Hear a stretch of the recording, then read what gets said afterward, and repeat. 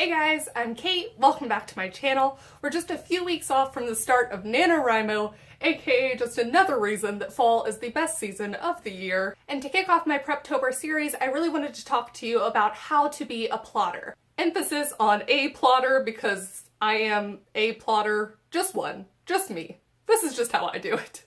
Tons of other plotters have their own methods. Some are way more intense than mine. Some aren't quite as intense. I like to think I fall somewhere in the middle ground, but maybe I'm wrong. I used to be a pantser, which is someone who has no idea what they're gonna do for NaNoWRIMO until the clock strikes midnight on November 1st and they just start writing like crazy. Then I evolved into a plantser, which is like a pseudo-pantser and a pseudo-plotter. You're kind of combined into one, where I would have a little bit of an idea of what I wanted to write, but not the intense Plotter Otter that I am today. Plotter Otter and proud.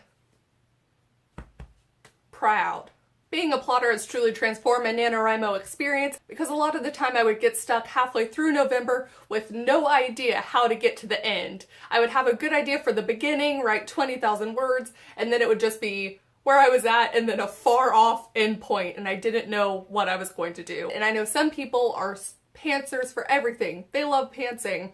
But if pantsing hasn't worked for you thus far, or you just want to try something else, welcome to this video. How to be a plotter. Join us. I plot in ever-evolving stages. So the first one is to do Freytag's pyramid. The second one is to do character bios, and I'll get to the air quotes later. I'll explain that. And then the third thing that I do is storyboarding, followed by the fourth thing, which is a chapter by chapter outline.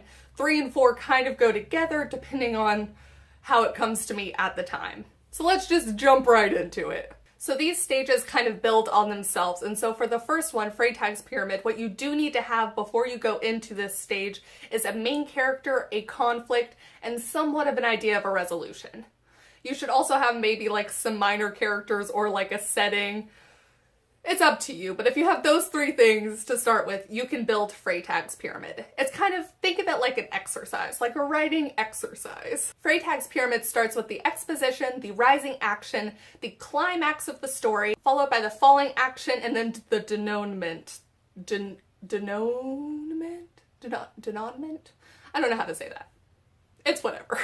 It looks kind of like this when you're first starting out, or one of the many examples, but I'll put a few more examples up that are slightly more realistic for a story. Usually the story ends on a higher note than when it started. And because it is still October and I'm also plotting, this is what mine looks like right now. When I first start out, I really just have 1 or 2 bullet points per stage of Freytag's pyramid, but then I kind of fill it in as things come to me. I'm personally pretty good with the main idea, the beginning, the middle, and the end, but it's filling everything in and how I get from the beginning to the middle and the middle to the end that I find most difficult when I'm just writing in the spur of the moment during NaNoWRIMO. So having this part filled out really helps me. That being said, you'll notice that my Freytag's pyramid is actually pretty bare, and this is where the second stage of how I plot comes in. Character bios. The quotes are back, see? I use the quotes because I am not nearly as thorough or insane as some people are with character bios. But I definitely do my own version of character bios for any of the major characters and minor characters I can think of from the very beginning, because characters drive the plot forward. How do the minor characters stand in the way of your main character's goals? Do they help them? Do they kind of force a change in your main character's goals? All of these things, as you're thinking about them, will ultimately lead to plot points. But I need to know the characters before I can figure all of that out. So I make sure that I know 3 things about all of the major and minor characters I can think of at that time. I say at that time because inevitably when I'm writing, one character will just pop into a scene and then make themselves more important than I ever realized, even with my outline. So look, you plot what you can, okay? The 3 things that I like to know about the characters are 1, their name, and I've mentioned this before, but sometimes I don't even know that, so that's the least important of the 3 things. The second thing I like to know about the characters is where they were before the story started and what they were doing. What was their life like? What was their goals? You really don't have to go in depth. It can be as easy as just 1 sentence. For me, some of the minor characters that appear early on in the story come into the main character's life because they were on a mission and their ship exploded.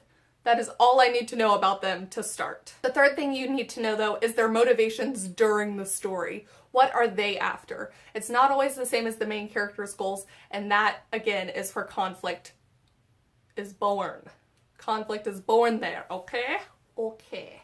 Those are all the things you need to fill out for your minor characters for now. When you're done doing that though, you'll inevitably see some plot points come to life. You'll just be thinking about these characters and they'll just wedge their way into the story. And when you do that, write down those plot points really quickly, jot them down, which leads us into storyboarding and the creation of our chapter by chapter outline. Again, write all of those new plot points down. I've made a video about storyboarding before and I'll link that down below. I personally like to do this by hand, but there are awesome programs out there, some of which sponsor NaNoWriMo.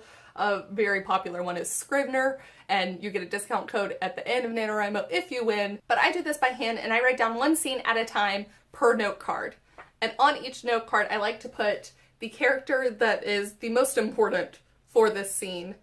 And I'll get to doing the other characters for the scene, which I do think is important, but for now, just do the most important character, usually your main character. An idea of maybe where it falls within the timeline. It doesn't have to be exact. You can come up with something more exact later. The location or setting of the scene, and then a whole bunch of their motivations and what happens within the scene. A good way of starting out is to write all of the plot points you can think down and then shuffle them around within Freytag's pyramid of where they fit best. Finally, once I have more or less most of the scenes that I can plot ahead for my writing, I create a chapter by chapter outline. So as I complete this 4-step process, I have a really good idea for each of the scenes at the beginning, so I can kind of decide where they should be broken up by chapters. I know a little bit less about the middle, even with all of my plotting, and then a little bit more about the end. But this is exactly why I have the pyramid and the character bios and the outline and the storyboarding, because when I inevitably do get lost somewhere within NaNoWriMo, if I can't figure out exactly what's supposed to happen in this scene, I do have another scene that I absolutely know should be in the story that's really not that far off, so I'm never lost for long. This really allows me to stay calm during NaNoWriMo and to make sure that all of my words feel a little bit more worthwhile to me. I do think the exploration phase of writing is so important and I love it, but during NaNoWriMo I really just I don't want any panic and last day, final day, November 30th, 10,000 plus writing. Never again. Alright, that's all for how to be a plotter, just the one plotter, me.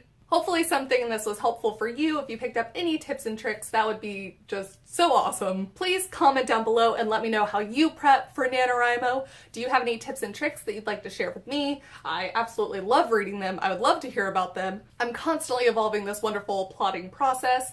And also tell me if you're not a plotter. If you are a pantser, tell me. How do you do it? How do you stay sane? Because that's just, I can't. I don't. It doesn't work. For me. You are awesome though. Thank you guys so much for watching. I'm going to get back to impatiently counting down the hours until NaNoWriMo starts, and I will see y'all very soon with a new Preptober video. Bye.